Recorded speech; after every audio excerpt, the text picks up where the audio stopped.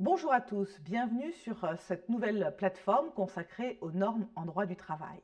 Nous avons décidé de séquencer avec d'une part les sources imposées et d'autre part les sources négociées. Dans cette séquence sur les sources imposées, l'objectif est de bien comprendre la différence entre les sources supranationales en dehors de la France et les sources nationales, comment celles s'organisent, quel est leur contrôle. Ce qui est marquant en droit du travail, c'est la variété des sources. Elles sont en effet nombreuses et très différentes les unes des autres. Un principe est important, c'est celui de la hiérarchie des normes. On doit la pyramide à M. Kelsen, selon lequel, juriste autrichien, les normes inférieures doivent être conformes aux normes supérieures. Cette hiérarchie a changé. Sous la Troisième et Quatrième République, c'était la loi qui était au sommet de la hiérarchie.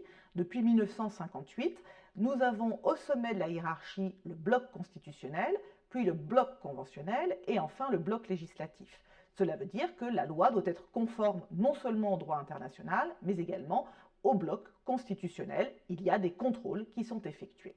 Alors nous allons reprendre les différents blocs et pour commencer, le bloc supranational, c'est-à-dire celui qui est au deuxième rang. Parmi les sources internationales, il faut encore distinguer. Il y a les sources vraiment qui sont l'œuvre de l'OIT d'une part, puis celles qui sont européennes. Parmi les sources internationales, nous avons donc celles qui sont issues de l'OIT, l'Organisation internationale du travail. Cette organisation internationale a été créée en 1919 par le traité de Versailles à la fin de la Première Guerre mondiale, l'objectif étant d'assurer la paix sociale pour éviter justement de nouvelles guerres. La particularité de cette première organisation internationale est d'être fondée sur le tripartisme, c'est-à-dire qu'il y a non seulement les États membres, mais également les employeurs et les salariés. Autrement dit, toutes les parties sont représentées, mais avec l'inconvénient que ça peut être des intérêts divergents. Le fonctionnement de l'OIT, eh bien, vous avez le conseil d'administration avec des membres, vous avez le Bureau international du travail qui se trouve aujourd'hui à Genève, et vous avez la Conférence internationale du travail qui est justement l'organe légiférant. Il se retrouve à Genève une fois par an et c'est là où les délégations vont adopter les différentes normes. Il existe deux types de normes. D'une part, les recommandations qui, comme son nom l'indique, ne sont pas contraignantes, et d'autre part, les conventions qui sont soumises à ratification. Il y a aujourd'hui 190 conventions. Vous pourrez retrouver toutes ces normes sur le site officiel de l'OIT. Prenons un exemple parmi les 190 conventions de l'OIT. Vous avez la convention numéro 158 sur le licenciement. Cette convention a un effet direct reconnu, ça veut dire que le justiciable français peut invoquer cette convention devant les juridictions nationales. Pour vous donner un exemple, le barème Macron, le fameux barème qui précise le montant des dommages et intérêts en cas de licenciement sans cause réelle et sérieuse, a fait l'objet d'un contrôle de conventionnalité par rapport à cette convention 158 et plus particulièrement l'article 10 qui exige une indemnité adéquate. La Cour de cassation a considéré dans un avis que le barème Macron était conforme à cet article 10 de la Convention 158 de l'OIT, mais différentes prud'hommes et des cours d'appel ont considéré au contraire que le barème Macron n'était pas conforme. La Cour d'appel de Paris a décidé que si d'une manière générale le barème Macron était conforme à la Convention 158 de l'OIT, dans l'espèce particulière, ça ne permettait pas une indemnité adéquate et a donc octroyé à la salariée licenciée sans cause réelle et sérieuse 32 000 € de dommages et intérêts, là où le barème Macron aurait fixé une indemnisation entre 13 000 et 17 000 €. Il faut signaler que l'OIT, dans son rapport du 25 mars 2022, a considéré qu'il fallait vérifier que dans tous les cas, il fallait qu'il y ait une indemnité adéquate. Le barème Macron n'a pas fini de laisser une certaine insécurité sur sa conformité par rapport à la Convention 158 de l'OIT.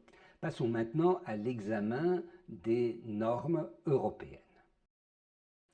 Tout d'abord, il faut voir les textes conventionnels adoptés par le Conseil de l'Europe. Il y en a deux, la Convention européenne de sauvegarde des droits de l'homme et des libertés fondamentales d'une part, et la Charte sociale européenne d'autre part. L'effet direct, c'est-à-dire la possibilité d'invoquer ce texte devant les juridictions nationales, n'est pas reconnu de la même manière pour chacun de ces deux textes. Concernant la Convention européenne de sauvegarde des droits de l'homme, l'effet direct est reconnu. Mais pour la charte sociale, il en va différemment. Selon le contenu des articles de cette charte, ils peuvent ou non être d'effet direct. Ainsi, l'article 24, qui est relatif à une réparation adéquate du licenciement injustifié, n'a pas été reconnu par la Cour de cassation comme ayant un effet direct devant les juridictions françaises. Ajoutons qu'un comité européen est en charge de l'application de cette charte sociale. Ensuite, examinons les sources de l'Union européenne. Il y a bien évidemment les traités qui s'imposent, mais aussi les directives qui sont adoptées au niveau de l'Union européenne par le Parlement et par le Conseil et qui doivent faire l'objet d'une transposition dans la législation de chacun des pays membres.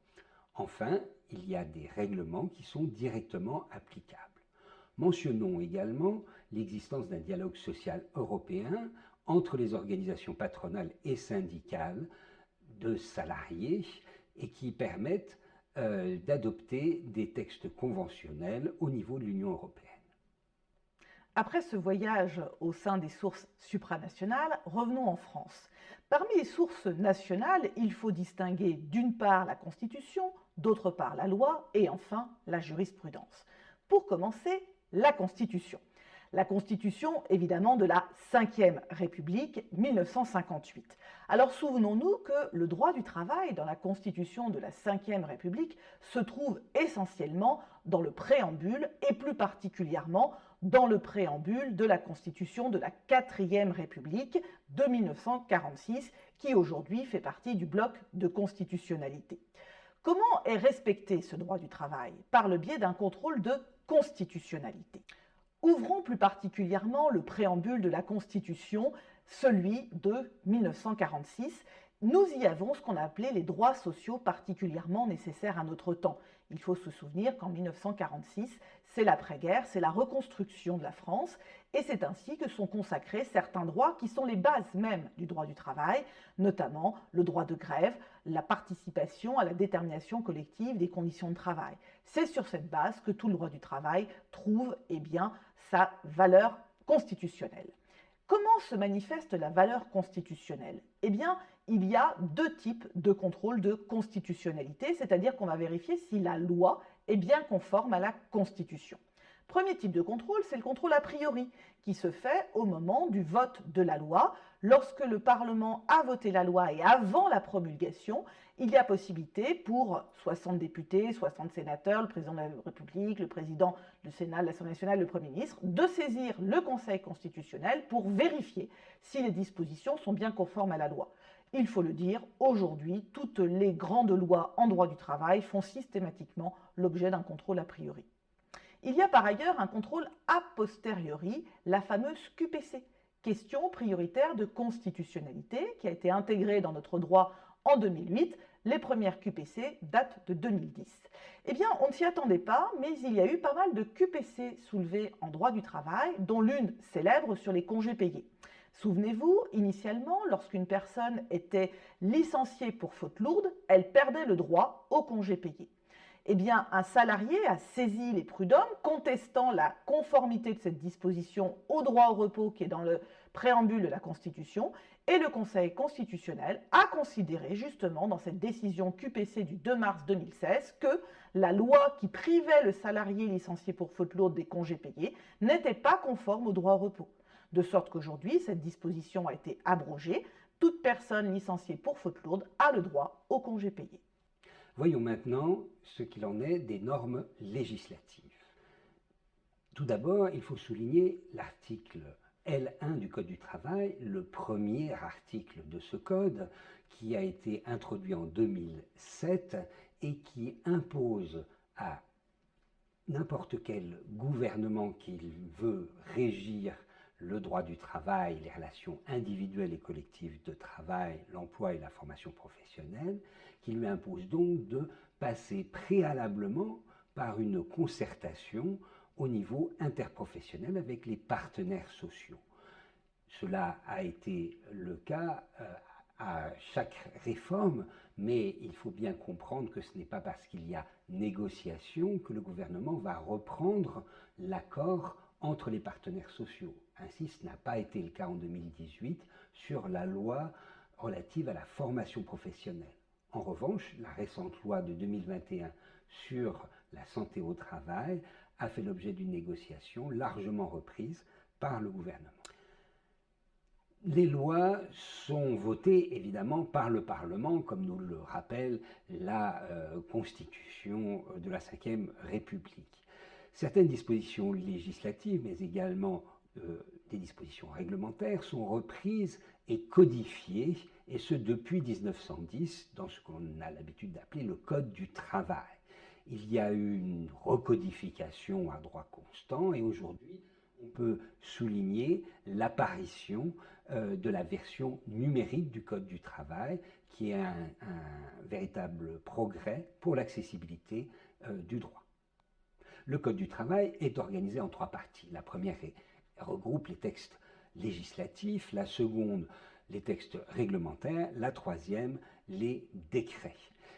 Il y a également une organisation en 9 livres thématiques, par exemple le livre 9 a trait à la formation professionnelle. Prenons un exemple pour vous montrer l'organisation des textes dans le Code du travail. Chacun des articles fait référence à son placement dans le plan du Code du travail.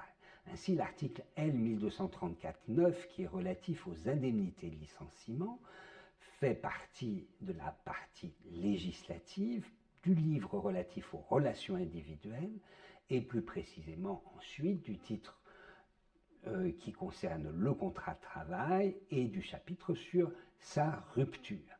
Il faut souligner ensuite qu'il y aura également des dispositions réglementaires qui permettront de préciser le montant des indemnités, mais que l'on trouvera cette fois-ci dans la partie R, la partie réglementaire.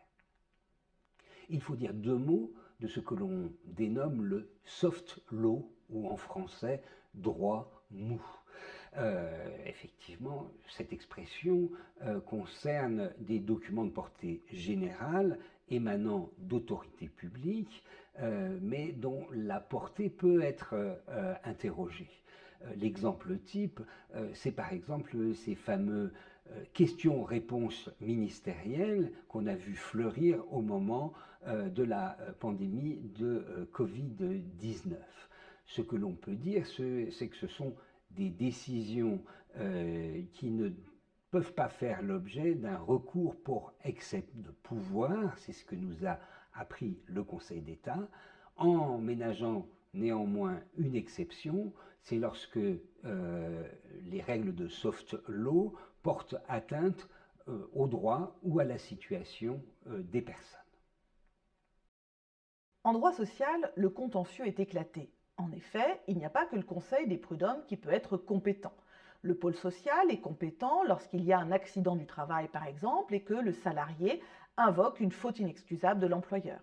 Le tribunal judiciaire est compétent pour les conflits collectifs, également pour les élections professionnelles. De nombreux textes en droit du travail sont assortis de sanctions pénales. Les juridictions répressives peuvent donc être compétentes, notamment le tribunal de police pour les contraventions et le tribunal correctionnel pour les délits.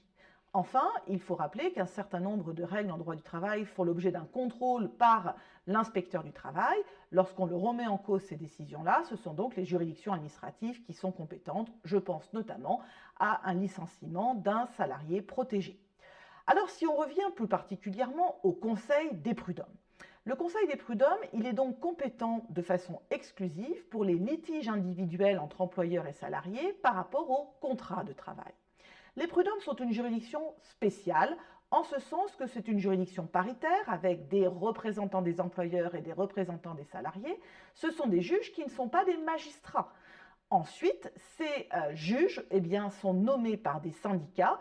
Il y a une liste qui est faite, qui est proposée au ministère de la Justice, qui va ensuite nommer ces juges pour 5 ans. Aujourd'hui, ces juges sont donc nommés et non plus élus. Le Conseil des prud'hommes est une juridiction très spéciale. D'abord, lorsque vous avez un litige, vous serez devant une des sections, il y en a 5, en fonction du domaine dans lequel vous êtes salarié. Si vous êtes salarié dans un magasin, vous serez devant la section commerce. Deuxième particularité, au prud'homme, il n'est pas nécessaire d'avoir un avocat, la représentation n'est pas obligatoire, elle est fortement recommandée. Il y a aussi la possibilité de se défendre soi-même ou par un défenseur syndical. La procédure, en principe, est orale. Il y a une procédure en 2 temps, avec d'abord devant le bureau de conciliation une étape de conciliation obligatoire. Si elle aboutit, le litige prend fin. Sinon, dans 95% des cas, on va alors siéger devant le bureau de jugement qui est composé de 4 juges, 2 juges salariés, 2 juges employeurs. Le bureau de jugement va rendre une décision. S'il n'arrive pas à se mettre d'accord, alors il y aura un juge départiteur qui interviendra. L'appel, comme dans tous les autres domaines, est possible si le montant du litige est supérieur ou égal à 5 000 €. La Cour de cassation intervient en juridiction suprême. Il faut noter qu'en droit du travail, la Cour de cassation chambre sociale a un rôle particulièrement important. D'abord, elle peut apporter des précisions sur les textes. Souvenons-nous que le texte qui précise que la requalification du CDD en CDI, eh bien, c'est une présomption. La Cour de cassation est venue apporter une précision sur ce texte en disant que c'est une présomption irréfragable pour l'employeur qui ne peut donc pas apporter la preuve contraire que c'est bien un CDD, alors que c'est une présomption simple pour le salarié qui a donc le choix. Il y a de nombreux arrêts rendus chaque année par la Chambre sociale de la Cour de cassation, à peu près 3000. En plus de ce rôle classique d'interprétation, on constate une interprétation créatrice de la Cour de cassation. C'est ainsi que, par exemple, la Cour de cassation a inventé la prise d'acte de rupture comme mode de rupture du contrat de travail. C'est un mode de rupture qui a été inventé en 2003 qui permet à un salarié de rompre le contrat en invoquant une faute grave de l'employeur. Nous vous remercions de votre attention.